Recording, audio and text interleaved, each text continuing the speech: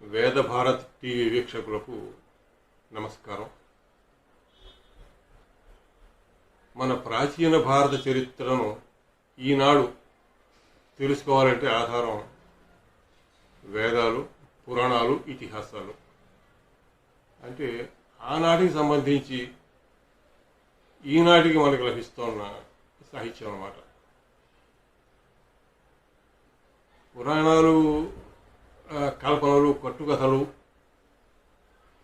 అనే ఒక దురభిప్రాయం మనకుంది. పురాణాలు అక్షరశః ఖచ్చితమైన చరిత్ర కాదు, డాక్యుమెంటెడ్ హిస్టరీ కాదు. కానీ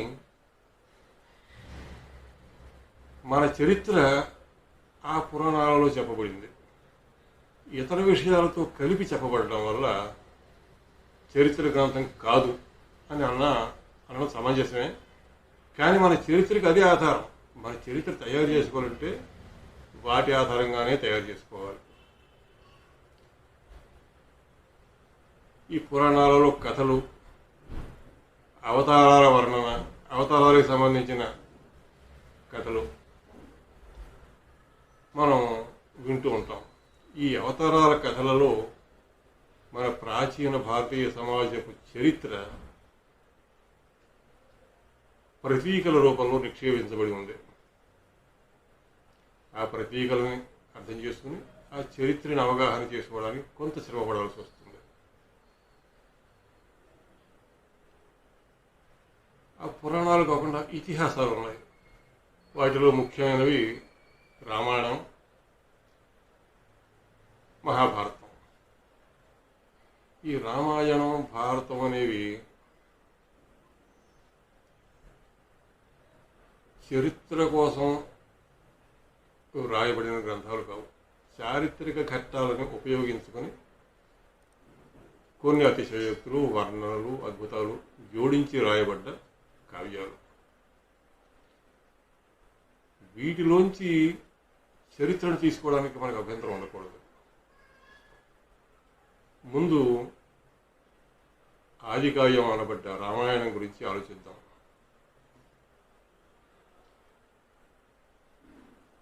రామాయణం చూస్తే మన అందులో ప్రధానంగా 3 జాతులు కనపడతాయి. మానవులు, వానరులు, రాక్షసులు. మానవులంటే మనకు తెలిసింది, ఆనాటికి ఈనాటికి ఉన్నాం మనం. ఇంకా వానరులు అంటే ఎవరు? మన చెట్ల మీద చూసే కోతులు అని మనం అనుకోవచ్చు. కానీ అటువంటి కోతులు కాదు ఆ రామాయణంలో ఉన్న వానర జాతి. వాళ్ళకి రాజ్యాలు ఉన్నాయి, రాజు ఉన్నాడు, సింహాసనాలు ఉన్నాయి, వివాహ సంబంధాలు ఉన్నాయి, పట్టాభిషేకాలు ఉన్నాయి. వానర రాజు అయిన వాలి సంధ్యావందనం చేసేవాడు. వాళ్ళకి ధర్మాలు, అధర్మాలు, నీతి నియమాలు ఉన్నాయి, కట్టుబాట్లు ఉన్నాయి. మరి కేవలం కోతులు ఎలా అవుతారు? వాళ్ళు వానర నామంతో ఉన్న వనవాసి తెగ అయి ఉండాలి అని మనం నిశ్చయించవచ్చు. ఇది పెద్ద వింత కాదు. మన భారతదేశంలో ఇతర ప్రాంతాల్లోనూ ప్రపంచమంతటా కూడా అడవి జంతువుల, పక్షుల పేర్లు ఉన్న ఆటవిక తెగలు ఉండడం చరిత్రలో ఉంది. ఎప్పుడూ అక్కర్లేదు. ఈనాటికి మనం ఈశాన్య భారత ప్రాంతంలో నాగాల్యాండ్లో నాగజాతి ప్రజలను చూస్తున్నాం. నాగజాతి అయితే వాళ్ళు పడగ వైపుకుని తిరిగే పాములు కాదు కదా. అలాగే వానర జాతి కూడా. ఇంకా కొద్ది సంఖ్యలో వీళ్ళతో కలిసి ఉండేవారు భల్లూక జాతి వనవాసులు.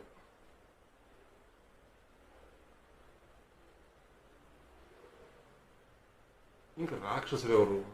రాక్షసులు అంటే వాళ్ళు ఎవరో కాదు, మనమే జాతిపరంగా. కానీ మానవ నాగరికత సూత్రాలను, నియమాలను వాడు పట్టించుకోలేదు, ఇందులో చేరలేదు, నరమాంస భక్షణ మానలేదు. ఈ నాగరికత సంస్కృతి పాటిస్తున్న వాళ్ళ మీద శత్రుత్వంతో వ్యవహరించేవారు. వీళ్ళ యజ్ఞాలు పాడు చేసేవారు, వీళ్ళని చంపుకు తినేవారు, వీళ్ళ స్త్రీని అపహరించేవారు. సర్వ విధాలా వీళ్ళ మీద దాడులు చేసి ఆక్రమించుకుని బాధ పెట్టడానికి చూసేవాళ్ళు. అందుచేతనే రాక్షసుడు అంటే క్రూరుడు, బలమైన వాడు, దుర్మార్గుడు అనే అర్థం స్థిరపడిపోయింది. అటువంటి వాళ్ళు రాక్షసులు. వీళ్ళు రెండు రకాలుగా ఉండేవారు.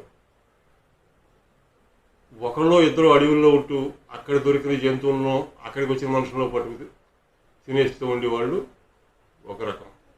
అంటే వీళ్ళు నరమాంస భక్షణని ఆదిమ కాలంలో జంతుప్రాయంగా మనుషులు బతుకుతూ ఉన్నప్పుడు ఉన్న అలవాటుని వీళ్ళు వదిలిపెట్టదలుచుకోలేదన్నమాట. తర్వాత వీళ్ళు బాగా సమూహాలుగా జీవిస్తూ ఊళ్ళు కట్టుకుని రాజ్యాలు ఏర్పరచుకుని ఉంటూ కూడా ఈ దుర్మార్గపు స్వభావాన్ని మారిన వాళ్ళు ఉండేవారు. వాళ్ళు రాక్షసులే. ఈ విధంగా మానవ వానర రాక్షస జాతుల మధ్య జరిగిన వృత్తాంతం రామాయణ కథ. చెప్పుకున్నాం కదా, రాక్షసులకు ఎప్పుడు కూడా మానవ సమాజం మీద పడి హింసించి వీళ్ళని దోచిపోయి వీళ్ళని ఎత్తుకుపోయి దుర్మార్గాలు చేయడం ఒక ప్రవృత్తిగా ఉండేది. మొదట మానాడు మన సమాజం మీదకి మొదట కాదు, మనం చెప్పుకుంటున్న కథలో మన సమాజం మీదకి దాడి చేసిన రాక్షస జాతి పెద్ద రావణాసురుడు. అతడు చేసిన మొదటి దాడి మాహిష్మతి నగరం పైన. అప్పుడు మాహిష్మతి నగరాన్ని కార్తవీర్యార్జునుడు పరిపాలిస్తున్నాడు. కార్తవీర్యార్జునుడు షట్చక్రవర్తులలో చివరివాడు. ఆనాడు అత్యధిక భూభాగాన్ని పాలించి చాలా పెద్ద పరాక్రమాన్ని ప్రదర్శించిన చక్రవర్తులు 6 మన సంప్రదాయంలో చెప్పుకుంటాం. ఆ 6 కార్తవీర్యార్జునుడు చివరివాడు. నర్మదా నదీ తీరాన గల మాహిష్మతి అతని రాజధాని. దాన్ని ఇప్పుడు మహేశ్వరి అంటున్నాం. రావణాసురుడు తన సైన్యంతో వచ్చి మొదట కార్తవీర్యార్జునుడితో యుద్ధానికి దిగాడు. కార్తవీర్యార్జునుడు మహాపరాక్రమంతుడు. అతనికి 1000 చేతుల కార్తవీర్యార్జునుడు సహస్రబాహు అని చెప్తారు. అంటే 1000 చేతులే ఉన్నాయని చెప్పి మన ఉద్దేశం కాదు. అతని చేతులు అంత అద్భుతంగా ఉపయోగించి యుద్ధం చేసేవాడు అని మనం అనుకోవచ్చు. ఎవరైనా చాలా జాగ్రత్తగా చూస్తే 1000 కళ్ళతో చూసాం, 1000 కళ్ళతో చూసి రక్షించాడు అని చెప్పుకోవడం ఎప్పటికి ఉంది. అంటే 1000 కళ్ళు ఉన్నాయన, ఆ 2 కళ్ళతోటి చాలా క్షుణ్ణంగా చూసాడు అని. అలాగే కార్తవీర్యార్జునుడి 1000 చేతులు అనే మాట కూడా అర్థం మనం ఈ రకంగా చెప్పుకోవచ్చు. ఈ కార్తవీర్యార్జునుడు ఏం చేశాడు? రావణాసురుడిని సావచెత్త కొట్టి సంఖ్యలు వేసి మన చెరసాల్లో పడేశాడు. అంటే అప్పటికి క్షాత్రశక్తి బలంగా ఉంది మానవ సమాజంలో. అప్పుడు ఆ రావణాసురుడి ముత్తాత గారు వచ్చి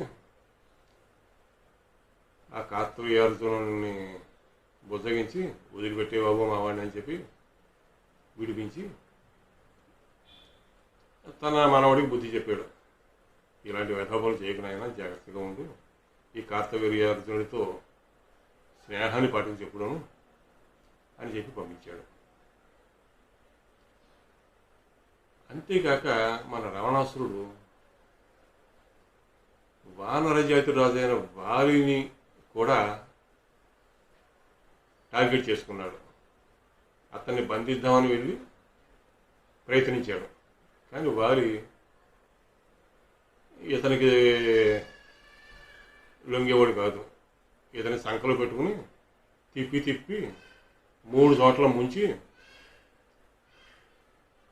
బాబోయ్ నన్ను వదిలేని ఆయన పొరపాటు అయింది, నేను పట్టుకోవడానికి రావడం, ఇంక నీ జోలికి రాను అని రావణాసురుడు అన్నాక వదిలిపెట్టేశాడు. ఇది మొదటి దశ నాటి పరిస్థితి. అయితే కార్తవీర్యార్జునుడు ఒక సందర్భంలో ధర్మం తప్పాడు. జమదగ్ని అనే ఋషి దగ్గర ఉన్న మహిమగల ధేనువుని అపహరించాడు, బలాత్కారంగా అపహరించాడు. అది చాలా మహిమాశక్తి గల ఆవు అని తెలిసి అడిగాడు, ఎంత విలువైంది మీ దగ్గర ఎందుకు మహర్షి, వేస్ట్ కదా, నేను లక్షలాది ప్రజలు పరిపాలించే ప్రభువుని నా దగ్గర నుండి ఉపయోగం ఇవ్వమన్నాడు. ఆయన ఇవ్వకపోయేసరికి నా యజ్ఞానికి నా ఆశ్రమ జీవితానికి ఇదే ఆధారం ఆయన అని ఆయన తిరస్కరించేటప్పటికీ రాజునైనా నేను తిరస్కారాన్ని సహించను, నేను అభ్యర్థించాను అంటే అది ఆజ్ఞాపించినట్టే లెక్క, మీరు ఇవ్వకపోతే నేను తీసుకుపోవడం తప్పదు, బలవంతంగా తీసుకుపోయాడు. జమదగ్ని ఆయన భార్య రేణుక ఏమి చేయలేక ఊరుకున్నారు. అయితే ఇది తెలిసిన వాళ్ళ అబ్బాయి పరశురాముడికి చాలా కోపం వచ్చింది. అతను మహావీరుడు, సకలమైన అస్త్రశస్త్రాలు తెలిసినవాడు, ఇంత దుర్మార్గం చేస్తాడా, బ్రాహ్మణ ధనాన్ని బలవంతంగా తీసుకుపోతా, రాజే మన రక్షించవలసిన వాడు, అందులో ఋషికి ఇంత అవమానం చేస్తాడా, ఋషులంటే చాలా విలువ ఆనాటి సమాజానికి, బలగర్వంతో ఎలా చేశాడు, నేను సహించను అని అతను కవచం ధరించి విల్లంబులు పరశువు తీసుకుని వెళ్ళాడు. అతను పరశువులో స్పెషలిస్ట్, గంటగొడ్డల్ని ఉపయోగించి యుద్ధం చేయడంలో. ఒక్కొక్కడికి ఒక్కొక్క స్పెషాలిటీ ఉంటుంది కదా. వెళితే కార్తవీర్యార్జునుడు సైన్యాన్ని పంపించాడు. అతను సైన్యం మొత్తాన్ని నాశనం చేశాడు. చివరికి కార్తవీర్యార్జునుడే యుద్ధానికి వచ్చాడు. అతని చేతులు నరికేటప్పుడు మాత్రం బహుశా 2 ఒళ్ళు ఉంటాయి, కానీ కథలో 1000 చేతులు నరికేశాడని చెప్తారు. ఆ ధేనువుని మళ్ళీ తెచ్చుకున్నాడు. తెచ్చుకుంటే అంటే ఇది ఒక విచిత్రమైన సంఘటన. రాజు ఎందుకు ఏర్పడ్డాడు, ప్రజలను రక్షించడానికి, ధర్మాన్ని నిలబెట్టడానికి. అది రాజు యొక్క కర్తవ్యం. ఇప్పుడు 2 సంఘటనలు జరిగాయి. రాజు ధర్మం తప్పాడు, తీవ్రమైన దుర్మార్గం చేశాడు, అతడిని సహించి ఊరుకోకూడని పని చేశాడు. రెండవది ఏమిటి, ఈ అన్యాయానికి గురి అయిన పరశురాముడు అతన్ని సంహరించాడు. దీనికి ఆయన తండ్రి ఎలా స్పందించాడు, జమదగ్ని, నాయన వెళ్ళొచ్చాను, అడ్డొచ్చిన వాళ్ళందరినీ నరికి పారేశాను, కార్తవీర్యార్జునుడు కూడా వేసేసాను, ఆయన కూడా మా నామని తెచ్చేసాను అని పరశురాముడు చెప్తే, తప్పు చేసావు నాయన, దేవతలు తమ శక్తిని రాజులో నిక్షేపిస్తారు, ఆ శక్తితోటి అతను ప్రజల్ని పరిపాలిస్తాడు.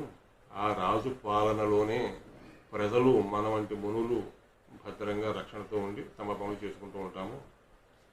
మన తపస్సులో 6వ భాగం అందుకనే రాజు కొడుతూ ఉంటుంది. రాజు సమాజానికి అవసరం. ఆ రాజును చంపేసావు నువ్వు, చాలా తప్పు చేసావు నాయన అన్నాడు. అయితే పరశురాముని శిక్షించడానికి అవకాశం లేదు, ఎందుకంటే అతను తనకు జరిగిన అన్యాయానికి, దౌర్జన్యానికి స్పందించాడు కనుక. జమదగ్ని కూడా అతను శాపానుగ్రహ దక్షుడు, ఏమీ అటు ఇటు చెప్పలేని పరిస్థితి, ఒక ధర్మ సంకటం కనుక. తప్పు చేసావు బాబు, పాపం చేసావు, నీ పాప నివృత్తికి వీళ్ళు తీర్థయాత్రలు చేసిరా అన్నాడు. పరశురాముడు తీర్థయాత్రలకు వెళ్ళాడు. ఈ లోపల కార్తవీర్యార్జునుడి కొడుకులు రాస పగ కదా వచ్చి ఆశ్రమంలో ఉన్న జమదగ్ని మహర్షిని పట్టుకుని, నీ కొడుకుని పంపించి మా తండ్రిని చంపిస్తావా, చూసుకో మేమేం చేస్తాం అని చెప్పి అతన్ని తల నరికి వెళ్ళిపోయారు. అప్పుడే పరశురాముడు ఆ తీర్థయాత్రలు ముగించుకుని వచ్చాడు. వచ్చేటప్పటికి రేణుక ఏడుస్తోంది. అమ్మ ఏమిటంటే, ఏం జరిగింది, ఎలా, ఇదేమిటంటే, నాయన ఇదిరే బాబు, కార్తవీర్యార్జునుడి పుత్రుడు వచ్చి మీ తండ్రి గారిని ఇలా చంపేశారు. నేను ఒక్కతినే ఉన్నాను, ఆడదాన్ని అడ్డుపడలేకపోయాను, ఏమి చేయలేకపోయాను అని ఏడ్చింది. అప్పుడు పరశురాముడికి అణచిపెట్టుకున్న ఆగ్రహం ఎగదన్నింది. ఇంకా అతన్ని అదుపు చేయడానికి జమదగ్ని కూడా బతికిలేడు. పైగా అతనికి నిజంగా అన్యాయం జరిగింది. ఆగ్రహించి, ఈ క్షత్రియులు బలగర్వంతో ఇన్ని దుర్మార్గాలు చేస్తున్నారు, ఇంకా వీళ్ళని భూమి మీద ఉండనివ్వకూడదు, నేను ప్రపంచమంతా తిరిగి క్షత్రియుడైన వాళ్ళు లేకుండా చేస్తాను అని బయలుదేరాడు. అంటే ఈ ఒక్క సంఘటనకి అతను అంత ఆగ్రహించాడా అని మనకు సందేహం రావచ్చు. దేవి భాగవతంలో చెప్తారు, కార్తవీర్యార్జునుడి హైహయ క్షత్రియులు భృగువంశపు బ్రాహ్మణుల పైన చాలా దారుణాలు, దోపిడీలు చేశారు. వీళ్ళ దగ్గర ఉన్న బంగారాన్ని బలవంతంగా దోచుకున్నారు. వీడు పారిపోతుంటే వెంటబడి చంపేశారు. ఈ భృగువంశ బ్రాహ్మణుల స్త్రీలు గర్భంతో ఉంటే వాళ్ళ కడుపులు కోసేశారు పత్రులతోటి అని అందులో చెప్పబడింది. కానీ ఇవి కూడా పరశురాముడి ఆగ్రహానికి కారణమై ఉంటాయి. బలగర్వంతో పరిపాలక స్థానంలో ఉన్నాము కదా, మనం ఏం చేసినా అడ్డు ఉండదు అనే అహంకారం హైహయులకి, కార్తవీర్యార్జునుడికి, అతని కొడుకులది. సరే, పరశురాముడు వెళ్ళాడు. వీడు ఏం చేశాడు, భూమి అంతా తిరిగాడు, క్షత్రియులైన వాళ్ళు లేకుండా అందరినీ సంహరించాడు. ఎక్కడో అక్కడక్కడ మిగిలి ఉంటారు. తిరిగి వచ్చాడు. ఇంకా భూమిలో క్షత్రియులు అందరినీ సంహరించాక భూమి అంతా పరశురాముడి సొంతం అయిపోయింది. అతనికి ఎందుకు రాజ్యం? అతనికి కోపం తీర్చుకున్నాడు, అతనికి జరిగిన అన్యాయానికి ప్రతీకారం చేశాడు. ఆ భూమి అంతటిని కశ్యపుడు అనే బ్రాహ్మణుడికి దానం చేశాడు. ఇప్పుడు మళ్ళీ ఇంతకుముందు జరిగిన సంఘటనే కొంచెం పెద్ద స్థితిలో జరిగింది. ఏమిటి, మళ్ళీ క్షత్రియులు అన్యాయం చేశారు. ఈసారి ఏదో ఋషి ధనం అపహరించడం కాకుండా ఋషిని హత్య చేశారు. పరశురాముడు దానికి భయంకరంగా ప్రతీకారం చేశాడు. దీనికి మన సమాజం ఎలా స్పందించింది అంటే, ఆ కశ్యపుడు చెప్పిన మాటలు బట్టి మనం అర్థం చేసుకోవచ్చు. కశ్యపుడు చెప్పాడు, పరశురామ, నువ్వు చాలా పాపం చేశావు, క్షాత్ర జాతిని నిర్మూలించావు, సమాజానికి క్షాత్రశక్తి అవసరం, సమాజ రక్షణ అవసరం. నువ్వు చేసిన పని నాకు సమ్మతం కాదు. ఇప్పుడు నీ దగ్గర నుంచి దానం పుచ్చుకున్నాక ఈ భూమి అంతా నాదైంది, నువ్వు నా భూమి మీద ఉండడానికి వీలేదు, వెళ్ళిపో అని పరశురాముని బహిష్కరించాడు. పరశురాముడు సరే అలాగే అని చెప్పి మహేంద్రగిరికి వెళ్ళిపోయాడు. మహేంద్రగిరి అంటే భూమే కదా అని మనకు అనిపించవచ్చు ఈవేళ. కానీ ఆనాడు పర్వత ప్రాంతం అనేది భూమి కన్నా భిన్నమైనది అని భావించేవాడు. అప్పటి నుంచి పరశురాముడు మహేంద్రగిరిలో నివసించడం మొదలుపెట్టాడు. భూమికి కాశ్యపి అని పేరు వచ్చింది, ఎందుకంటే కశ్యపుడికి ఇవ్వబడింది. కశ్యపుడు దాన్ని కొన్నాడు, భరించాడు. సరే, ఆయన మాత్రం ఏం చేసుకుంటాడు, క్రమంగా మళ్ళీ క్షత్రియ వంశాలు పెరిగి రాజులు ఏర్పడ్డారు. అది చాలా కాలం తర్వాత కానీ ఇది జరిగిన తక్షణం ఏంటి పరిస్థితి? సమాజంలో క్షేత్రశక్తి నశించింది. అంతకుముందు ఏదో ఆక్రమణ చేద్దామని వచ్చి పరాభవానికి గురై వెళ్ళిపోయిన రాక్షసులు ఈ అవకాశం చూసుకుని మళ్ళీ విజృంభించారు. రావణాసురుడు ఇంక చెలరేగిపోయాడు. అతని సైన్యం ఖరదూషణుల నాయకత్వంలో వచ్చి దక్షిణ భారతదేశంలో జనస్థానాన్ని ఆక్రమించుకొని అక్కడ తిష్ట వేశారు. తాటక అనే రాక్షసి మహాబలవంతురాలు మరద కరుష జనపదాలను ఆక్రమించుకుని అక్కడి మనుషులందరినీ తినేయడం, ధ్వంసం చేయడం మొదలుపెట్టింది. అక్కడి ప్రజలందరూ పారిపోయారు. అవి జనావాసాలుగా ఉండడం మానేసి అడవులైపోయాయి. ఎక్కడైనా ఋషులు తపస్సు చేసుకుంటే ఆ యజ్ఞాన్ని పాడు చేయడం, ఆశ్రమాలలో ఉన్న ఋషులు చంపేయడం, వాళ్ళ స్త్రీలను ఎత్తుకుపోవడం, సామాన్య ప్రజలని నానా రకాలుగానూ పాటించడం. రావణాసురుడు ఏం చేసేవాడంటే పుష్పక విమానంలో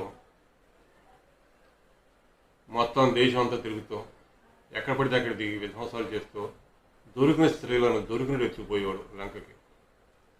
వాళ్ళందరూ ఏడిచి శపించారు వీడిని. ఈ పరిస్థితుల్లో ఉండగా ఋషి సమాజం మళ్ళీ సంకటంలో పడింది. ఏమి చేయాలి అని. ఏమి చేయాలంటే సమాజానికి క్షేత్రశక్తి కావాలి. మరి క్షేత్రశక్తి కొన్ని దుర్మార్గాలు చేసిందని కదా ఈ పరిస్థితి వచ్చింది అంటే ధర్మబద్ధమైన క్షేత్రశక్తి కావాలి. ధర్మాన్ని ఆచరిస్తూ ధర్మాన్ని రక్షించే క్షేత్రశక్తి సమాజానికి అవసరము. కనుక అటువంటి క్షేత్రశక్తి పునరుజ్జీవనానికి ఋషి సమాజం ఎదురు చూసింది. వారు ఎదురు చూసిన క్షేత్రశక్తికి ప్రతిరూపం శ్రీరాముడు. అయోధ్య రాజు అయినటువంటి ఇక్ష్వాకు వంశానికి చెందినటువంటి దశరథుడికి ఆయన కుమారుడు.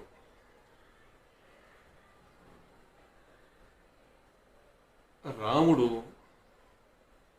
ఆనాటి ప్రాచీన భారతీయ సమాజపు ఆదర్శాలన్నిటికీ కూడా ప్రతిరూపం. అతడిని ఐడెంటిఫై చేసి ఋషి సమాజం ఇతను పనికి వస్తాడు మన పనికి, మన సమాజ రక్షణకి అని నిశ్చయించింది. నిశ్చయించి ఏం చేసింది? అతనిని ముందు పరీక్షించింది. ఇతడు యోగ్యుడా కాదా, కావలసిన అర్హత ఇతనికి ఉందా లేదా, సేవ ఇతనికి ఉందా లేదా అని ముందు అతనికి 16 సంవత్సరాల వయస్సు నిండని సమయంలోనే ఒకసారి అతన్ని టెస్ట్ చేసి చూసింది. ఆ టెస్ట్ చేసిన వారు ఎవరు? విశ్వామిత్రుడు. ఒకప్పుడు క్షత్రియుడిగా ఉండి లోకంలో ఎవరికీ లేనని అస్త్రశస్త్రాలని కలిగి ఉండి తరువాత బ్రాహ్మణత్వం మీద ఆశతోటి తపస్సు చేసి ఘోరాతి ఘోరమైన తపస్సు చేసి బ్రాహ్మణత్వాన్ని సంపాదించుకున్న బ్రహ్మర్షి అనిపించుకున్న విశ్వామిత్రుడు. ఆయన రాముడిని తీసుకువెళ్ళి ఈ తాటకమే ముందు ప్రయోగించి చూశాడు. తాటకని రాముడు సంహరించేశాడు. అప్పుడు అతనికి రాముడి మీద విశ్వాసం కలిగింది. అతనికి తన వద్ద ఉన్న సమస్తమైన అస్త్రశస్త్రాలను ఇచ్చాడు. తరువాత విశ్వామిత్రుడు చేస్తున్న యజ్ఞాన్ని యాగం అనుకుందాం. ఆ యాగాన్ని పాడు చేయడానికి వచ్చిన మారీతుడు సుబాహుడు అనే రాక్షసులని రాముడు ఎదుర్కొన్నాడు. సుబాహుడిని చంపేశాడు. మారీతుడిని రొక్కబద్దలయ్యేలా జరగొట్టాడు. కనుక ఋషి సమాజానికి ఒక వార్త వెళ్ళిపోయింది మొత్తం అందరికీ. మన క్యాండిడేట్ దొరికాడు, మన ధర్మవీరుడు దొరికాడు, ఇంకా రాక్షసుల పతనం నిశ్చయమని. ఇంకా నెక్స్ట్ స్టెప్ ఏమిటి జరగవలసింది? రాముడు రాక్షసుల స్థావరమైన లంకకు వెళ్ళడం, వెళ్ళి ఆ రాక్షసుల బలాన్ని అంతం చేయడం. అది ఎప్పుడూ జరుగుతుంది, ఎలా జరుగుతుందో తెలియదు. కానీ ఈ సత్కార్యం జరగాలి అని ఎదురు చూస్తున్న ఋషి సమాజం అంతా కూడా అమ్మయ్య ఇంకా మనకు కావాల్సిన సమయం వస్తుంది, రాబోతోంది అని నిశ్చయించుకున్నారు. అలా నిశ్చయించుకున్న వారిలో ఋషిముఖ పర్వతం మీద ఆశ్రమం కట్టుకుని తపస్సు చేస్తున్న మతంగ మహర్షి ఒకడు.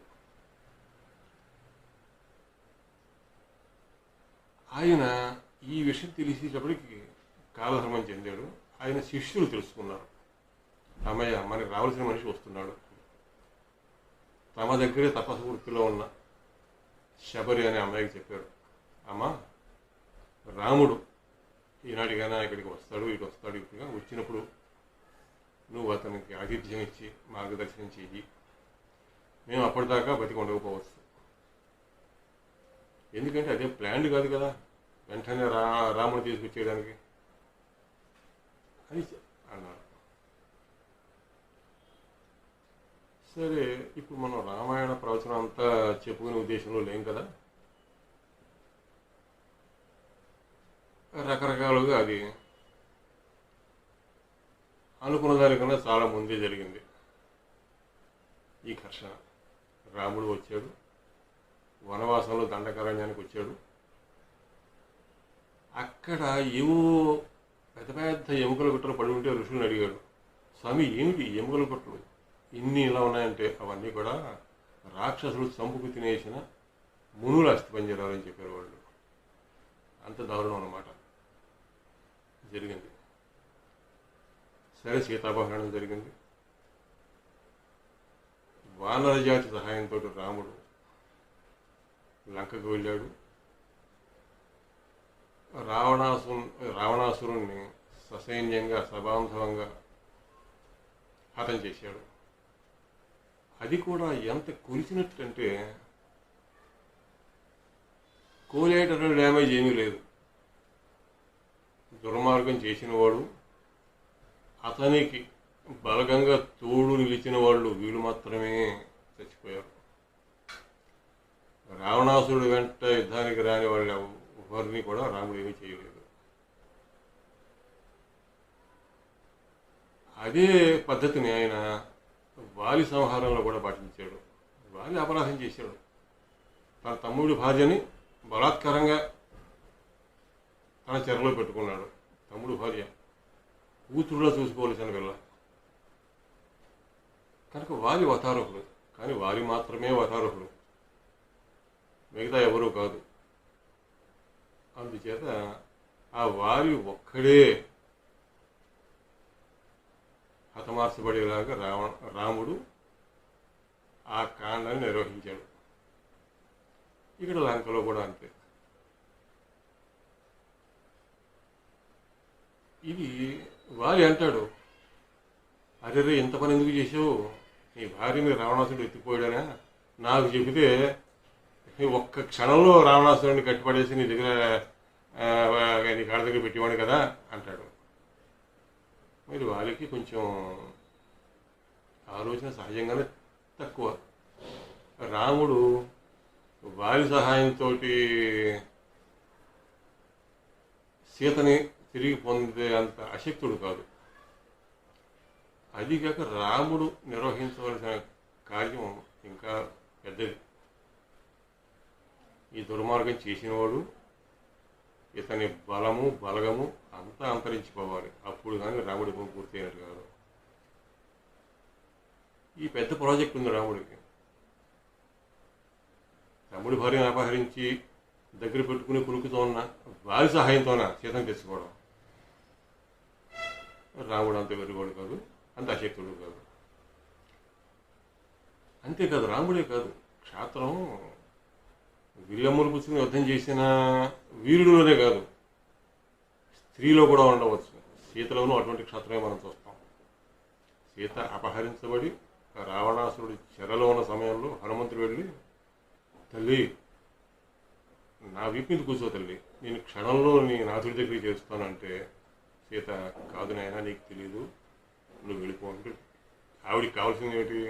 ఏదో తను ఎలాగో అలాగా భర్త దగ్గరికి చేరుకుని సుఖపడడం కాదు, తన భర్త రావాలి, తన పట్ల అపచారం చేసిన వాళ్ళని సర్వనాశనం చేయాలి, తనని గౌరవంగా తీసుకెళ్ళాలి. తనని ఎవరైతే అపహరించి తెచ్చారో వాళ్ళ అంతు, వాళ్ళ బలం, వాళ్ళ బలగం అంతు తాను చూడాలి. ఇది క్షాత్రం అంటే. రాముడు తాను జయించిన లంకను కూడా చేతులు పెట్టుకోవాలని ఆశించలేదు, విభీషణుడికి ఇచ్చేశాడు. తాను వనవాసం పూర్తి చేసుకుని అయోధ్యకి వెళ్ళాడు, ధర్మరాజ్యాన్ని స్థాపించుకున్నాడు, పాలించుకున్నాడు. ఇది రామాయణ కథ యొక్క సారాంశం. కథ వివరంగా చెప్పుకుంటే ఇంకా చాలా ఉంటుంది, అది ప్రస్తుతం మన ఉద్దేశం కాదు. ఈ రామాయణం తరువాత మనకున్న ముఖ్యమైన ఇతిహాసం భారతం, మహాభారతం, వ్యాసుడు రచించినది.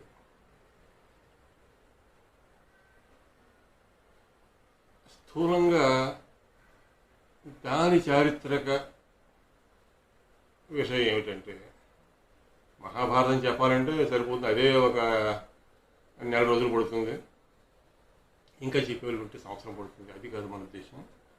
స్థూలంగా దాని సారాంశం మనం చెప్పుకుందాం. రామాయణంలో ధర్మస్థాపన జరిగింది కదా, భారతం యొక్క ఇతివృత్తం కూడా స్థూలంగా అదే. అయితే రామాయణ కాలం నాటి కన్నా భారత కాలంలో అధర్మం అనేది ఇంకా ఇంకా ఇంకా మనుషుల మనసులో వ్యాపించింది, చొచ్చుకుపోయింది.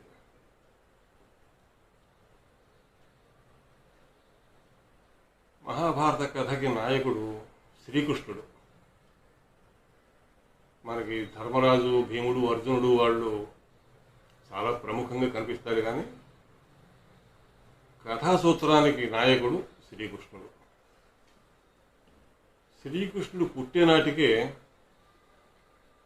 అధర్మపరులైన రాజులు, అతనికి ఆగర్భ శత్రువులు ఏర్పడి ఉన్నారు. జరాసంధుడు, కంసుడు, నరకాసురుడు, శిశుపాలుడు, కాలయవనుడు మొదలైన వాళ్ళు ఆ అధర్మపరులైన రాజులు. శ్రీకృష్ణుడు పెరిగి పెద్దవాడి వీళ్ళందరినీ కొందరిని తాను చంపించాడు, కొందరిని ఇతరుల చేత చంపించాడు. అధర్మ పరులైన ప్రముఖులందరినీ కూడా అంతం చేశాడు. ధర్మానికి కట్టుబడ్డ పాండవులను హస్తినాపుర రాజ్యంలో చక్రవర్తులుగా ప్రతిష్ఠించాడు. ఇది ఇంతకు ముందు ఒకసారి పనిచేశాడు. ధర్మరాజు చేత రాజసూయాగం చేయించి ఇంద్రప్రస్థంలో అతన్ని చక్రవర్తిగా పట్టాభిషేకం చేయించి వెళ్ళాడు. అయితే దుర్యోధన శకునుల కుతంత్రం వల్ల ధర్మరాజు ఆ రాజ్యాన్ని పోగొట్టుకున్నాడు, అడవుల పాలయ్యాడు. అంటే కృష్ణుడు జరిపించిన దుష్ట సంహారం, అధర్మ పరుల సంహారం ఇంకా మిగిలిపోయింది. ఈ మిగిలిపోయింది అంతకుముందు ఉన్న వాళ్ళ కన్నా దుర్మార్గమైన పద్ధతి. ఎందుకంటే దుర్యోధనుడు, ధృతరాష్ట్రుడు ఇంకా బాగా లోతుగా శరీరంలోకి చొచ్చుకుపోయిన క్యాన్సర్ వంటి వాళ్ళు. వీళ్ళని ఒకరిని ఎదురిని చంపితే అధర్మం పోదు. వీళ్ళు ఏమిటంటే తమది కాని రాజ్యాన్ని చేతిలో పెట్టుకున్నారు.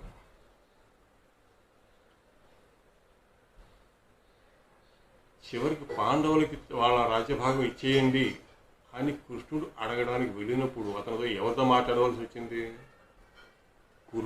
కురురాజా మహారాజా అంటూ ధృతరాష్ట్రుడితో మాట్లాడవలసి వచ్చింది. ఎందుకు? ధృతరాష్ట్రుడు అక్కడ పాతుకుపోయినవాడు. నిజానికి ఆయన రాజు కాడు, ఆ రాజ్యం ఆయనది కాదు, ఆయన పట్టాభిషేకం ఏం జరగలేదు.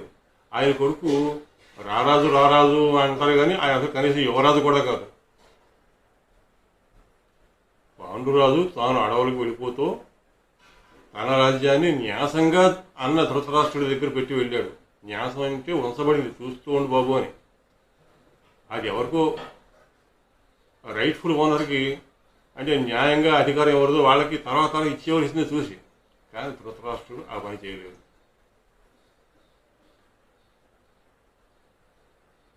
దానికి తోడు పోని రాజ్యం అంతా ఇవ్వద్దు, 5 ఊళ్ళైనా పాండవులకి ఇవ్వు బాబు, వాడు బతికి రోజుకు వెళ్ళబుచ్చుకుంటానంటే 5 ఊళ్ళు కాదు, సూది మనమోపినంత నేల కూడా ఇవ్వనన్నాడు దుర్యోధనుడు.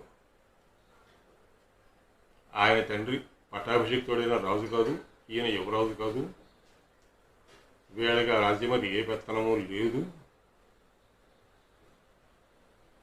కేవలం అధికారపు పగ్గాలు వాళ్ళ చేతిలో పెట్టుకుని ఈ దుర్మార్గం సాగిస్తున్నారు. ఇది ఎంత లోతుగా చొచ్చుకుపోయిన ధర్మం ఆలోచించండి. ఇదే కాక పాండవులకి వాళ్ళకి యుద్ధం వచ్చినప్పుడు దుర్యోధనుడి తరఫున అతని పక్షాన యుద్ధం చేయడానికి వచ్చిన వాళ్ళు 11 అక్షోహిణీయుల రాజులు, సైన్యాలు. అంటే అక్రమం చేసిన వాళ్ళు, వాళ్ళకి తోడుగా నిలవదలుచుకున్న వాళ్ళు అంత పెద్ద సంఖ్యలో ఉన్నారు. సరే, యుద్ధం జరిగింది, అటు ఇటు నాశనం అయిపోయారు.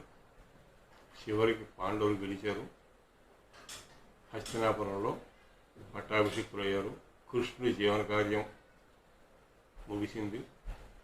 ఇది శ్రీకృష్ణుడి గురించి మనం ఆయన జీవన కార్యం యొక్క పరమార్థాన్ని అర్థం చేసుకోవలసిన విధానం. అంతే తప్ప ఏదో గోపికలతో సరస సల్లాపాలు ఆడాడని, ఇంకా ఏవో వెన్నముద్ద తినాడని, అవన్నీ మన ఆహ్లాదం కోసం చెప్పుకునే వివరాలు. కానీ అతని జీవన కార్యం ప్రధానంగా ఇది. అతని జీవన కార్యం మహాభారత యుద్ధంతో, పాండవుల పట్టాభిషేకంతో ముగిసింది. ఆ తర్వాత ధర్మరాజు 36 సంవత్సరాలు పరిపాలన చేశాడు. 36 సంవత్సరాలు ముగిసిన సందర్భంలోనే శ్రీకృష్ణుడి నిర్యాణం జరిగింది. శ్రీకృష్ణుడు మరణించిన మాట విని ధర్మరాజు, పాండవులు కూడా విరక్తి చెంది తమ కుమారుడు పరీక్షితుకి పట్టాభిషేకం చేసి తాము మహాప్రస్థానానికి వెళ్ళిపోయారు. మేరు పర్వతాన్ని అధిరోహించి అక్కడి నుంచి స్వర్గానికి వెళ్ళిపోయారు.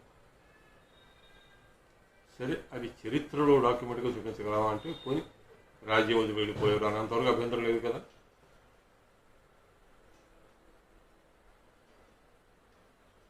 శ్రీకృష్ణుడు కూడా అలాగే పరలోకగతుడయ్యాడు. ఇది రామాయణ భారత కథల సారాంశం. అంటే ఎప్పుడు కూడా పరిపాలక స్థానంలో ఉన్న అధర్మ పరులను శిక్షించడానికి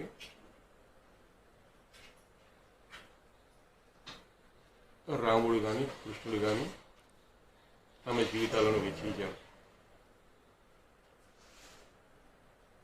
లోకంలో ప్రజలు దుర్మార్గం చేస్తే, అధర్మం చేస్తే రాజు శిక్షిస్తాడు, సమాజాన్ని రక్షిస్తాడు. ఆ పరిపాలక స్థానంలో ఉన్న వాళ్ళే అధర్మం చేస్తే మరి ఇంకా రక్షణ ఏమిటి?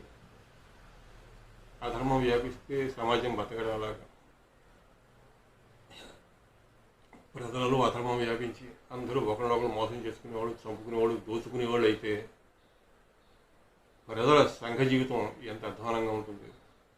కనుక ఈ పరిస్థితిని తప్పించి సమాజాన్ని రక్షించిన వాళ్ళని మన వాళ్ళు చాలా గొప్పగా గౌరవించారు. వాళ్ళ అవతార పురుషులు అన్నారు. ఆ అవతార పురుషులు అన్న మాటని చరిత్రపరంగా ఒప్పుకోవచ్చు, ఒప్పుకోగలేకపోవచ్చు, ఏకీభవించవచ్చు, ఏకీభవించలేకపోవచ్చు. కానీ ఆ చారిత్రక వ్యక్తులు సమాజంలో ఈ ఘనకార్యాన్ని సాధించారు అనేది మాత్రం చారిత్రక వాస్తవం. మన పురాణాలు కానీ రామాయణ భారత ఇతిహాసాలు కానీ కట్టుకథలు కావు, అక్షరశః చరిత్రలు కాకపోవచ్చు, డాక్యుమెంటెడ్ హిస్టరీ కాకపోవచ్చు, పాత న్యూస్ పేపర్లు తిరిగేస్తే వాటికి ఆధారాలు లేకపోవచ్చు. కానీ ఈ పురాణాలు కానీ ఇతిహాసాలు కానీ వాస్తవమైన చారిత్రక ఘటనల మీద ఆధారపడి రచించబడ్డ కావ్యాలు. అందులోని ఘట్టాలు, ఆ ఘట్టాలలోని పాత్రలు చారిత్రకమైనవి. ఇందులో ఏ విధమైన సందేహము లేదు. మన భారతదేశపు ప్రాచీన చరిత్రని